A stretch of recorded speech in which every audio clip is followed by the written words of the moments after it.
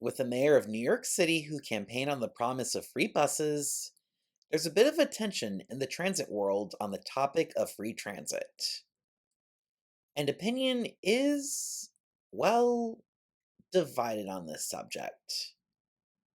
Detractors of it say that such a move would be irresponsible because transit fares are critical to funding transit, and that transit systems are destined to go off a fiscal cliff if they make it free. My video, where I explained how Cheyenne, Wyoming got free buses, showed that this simply wasn't true in their case. After all, in Cheyenne's case, making their small bus system fare free actually saved them money. As to why, I explained that in the aforementioned video. But it turns out that Cheyenne is not the only place where this narrative about free buses falls apart. In fact, the narrative about transit systems being heavily reliant on fares often isn't true in the United States. Not always, but often. Before I defend my claims, I should explain the data I use to reach such a conclusion. Basically, what I did was that I looked at publicly available financial reports of transit agencies of various sizes all across the United States to see how much of their expenses are paid for by farebox revenue. In other words, I wanted to see the farebox recovery ratios of different American transit systems. Because, well, I wanted to see the farebox recovery ratios of different transit agencies across the country. And the results may surprise you. Now, I will say that it might not be a surprise to some that a college town like Tuscaloosa, Alabama has a very low farebox recovery ratio. To be exact, only about $108,000 of their $2.7 million in operating expenses for buses are covered with farebox revenue. This comes out to a farebox recovery ratio of just under 4%.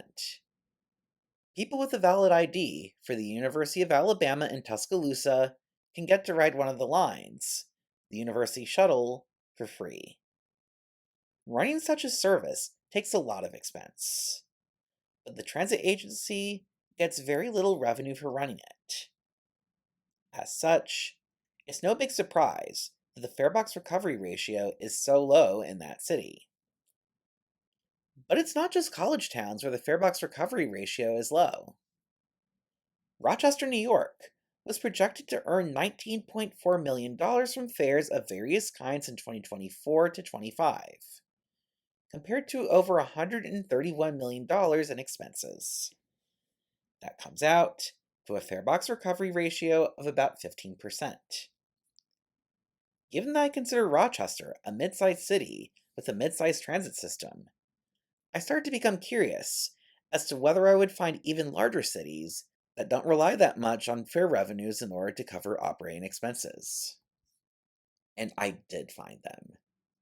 Indianapolis is one of the largest American metro areas to not have rail transit. And, in Indy, less than $6 million of their $158 million in expenses are covered by farebox revenue. That comes out to a farebox recovery ratio of about 3.6%. I then decided to see if operating trains changed the calculations at all. So I looked at Denver. And in Denver, about $64 million of their over $1.2 billion in expenses are covered by fares. That leaves us with a paltry 5.2% farebox recovery ratio. Which leaves me wondering, does farebox recovery peak with Rochester, New York? Of all places? I mean, no offense to Rochester, but I would not expect Rochester to set the standard when it comes to anything public transit. But I did find some American cities where the farebox recovery ratio was higher than the 15% I found in Rochester. WMATA in Washington, D.C. report a farebox recovery ratio of about 17%. SEPTA in the Philadelphia area report a farebox recovery ratio of about 21%. and the MTA in New York City has a fare box recovery ratio of around 24%. The takeaway I got from going down this transit finance rabbit hole was that many of our transit agencies in the United States rely relatively little on fares to fund their service, which, for American systems, somewhat debunks the narrative that transit agencies will jump off of some fiscal cliff if they decide to make their systems fare free. Not entirely, given the higher performing systems like SEPTA in Philadelphia and the MTA in New York City, but somewhat. What does this mean? For me, I think it means that there are a lot of American cities where free fares isn't really an outrageous idea. I don't think it's an outrageous idea for a place like Tuscaloosa by any means. And I don't think it's even an outrageous idea in a place like Denver or Indianapolis. When you get to cities that have fare box recovery ratios above 15%, especially if those higher fare box recovery ratios are in cities that have rail transit, the math of having free public transit becomes more difficult. Cities like Philadelphia, New York, and Washington, D.C. fall into this category. I'm not saying it's impossible, but it's more difficult, in my opinion.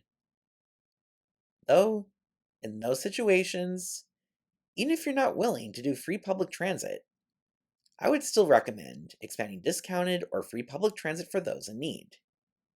For example, New York should absolutely have free public transit for college students, as college students are often too busy with college to have a full time job in an expensive city, or have too little money to do college without also having a full time job.